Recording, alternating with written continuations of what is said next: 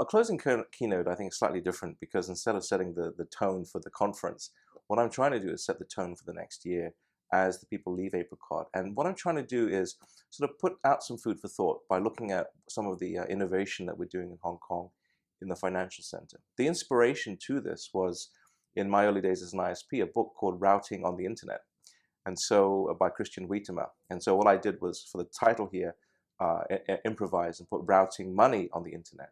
And what this is that there's a lot of innovation right now in terms of digital cryptographic currencies. And I also participate in the W3C community working group on web payments. And so what I'm trying to share with the audience is some of the innovations that we're doing inside the W3C on how to make the internet the basically payment network. Now, the killer app here, we talk about the internet. The killer app, in my view, is actually getting paid.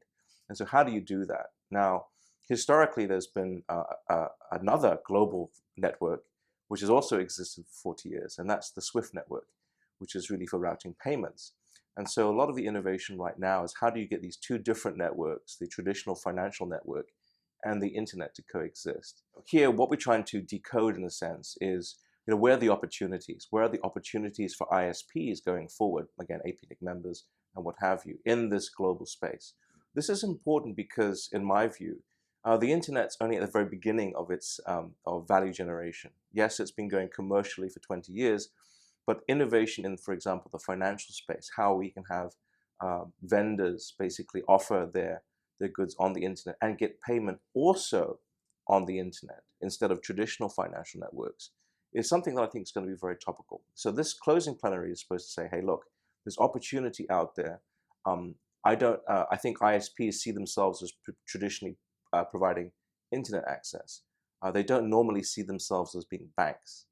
And so what I'm trying to do is highlight some of the challenges in the policy space in this financial sector.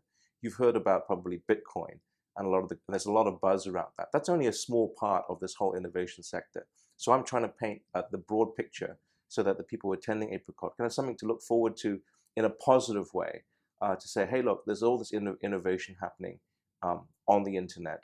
They want a piece of that.